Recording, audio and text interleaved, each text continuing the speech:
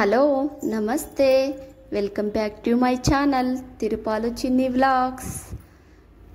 ఈరోజు నేను చౌళకాయ కొబ్బరి పాల కాంబినేషన్లో కర్రీ అయితే చేసి చూపించబోతున్నాను. ఇది సింపుల్ అండ్ టేస్టీ కర్రీ, చాలా బాగుంటుంది. చపాతీలోకి రైస్లోకి చాలా బాగుంటుంది. ప్రాసెస్ అయితే చూసేద్దామా. నేను అరకిలో చౌళకాయలు తీసుకొని బాగా కడుక్కొని పక్కనైతే పెట్టేసుకున్నాను. అలాగే 2 టమాటాలు, ఒక ఉల్లిగడ్డ తీసుకొని పక్కన పెట్టుకొని చౌళకాయలు అయితే నేను చూపించే విధంగా తుంచుకొని పక్కన పెట్టుకోవాలి. కట్ చేసుకోకూడదు, వాటిలో ఉండే పీచు పదార్థం తినేటప్పుడు తగులుతూ ఉంటుంది. నేను చూపించిన విధంగా తుంపుకుంటే ఆ పీచు పదార్థం మొత్తం పక్కకు తీసేసి వచ్చండి, బాగుంటుంది. అలాగే కుక్కర్ తీసుకొని ఈ ముక్కలన్నిటిని కుక్కర్లో వేసుకొని 1 గ్లాస్ వాటర్ పోసుకొని స్టవ్ మీద అయితే పెట్టేసుకుందామా. 5 నిమిషాలు ఆగాక 1 విజిల్ వచ్చాక దించి పక్కన పెట్టేసుకోవాలండి. పక్కన పెట్టేసుకొని మొత్తం ఆవిరి మొత్తం పోయే వరకు చల్లారనివ్వాలి. ఈలోపు ప్రాసెస్లోకి వెళ్ళిపోదామా.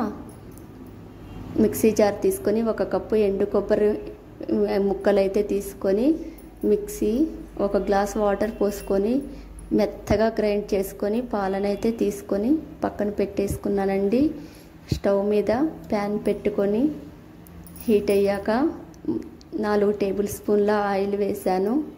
ఆయిల్ వేసుకొని హీట్ అయ్యాక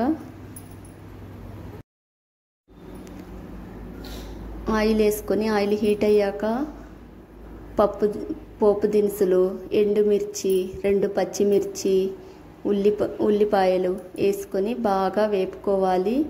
వేపుకున్నాక కరివేపాకు వేసుకొని వేపుకున్న తర్వాత అల్లం వెల్లుల్లి పేస్ట్ వేసుకొని ఎర్రగా వేపుకోవాలి.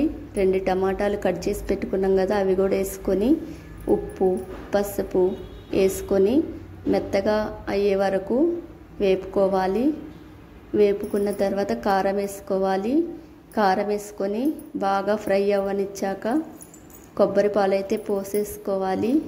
కొబ్బరి పాలను పోసుకొని బాగా కలుపుకొని థిక్నెస్ వచ్చే వరకు, ఆయిల్ పైకి వచ్చే వరకు కలుపుకోవాలండి.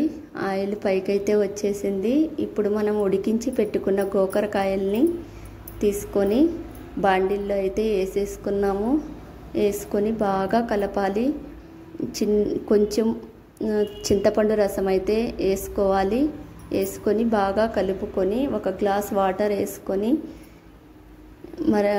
థిక్నెస్ వచ్చే వరకు, దగ్గర పడేంత వరకు ఉంచుకోవాలండి. అలాగే గరం మసాలా వేసుకొని ఉడికించుకోవాలి. చూడండి, ఇలా వచ్చే వరకు ఉడికించుకొని కొత్తిమీర చల్లుకొని సర్వ్ చేసుకోవటమేనండి. ఇది అన్నంలోకి చపాతీలోకి బాగుంటుంది. జొన్న రొట్టెలోకి కూడా చాలా బాగుంటుందండి. ట్రై చేయకపోతే ట్రై చేయండి, చాలా నచ్చుతుంది మీకు.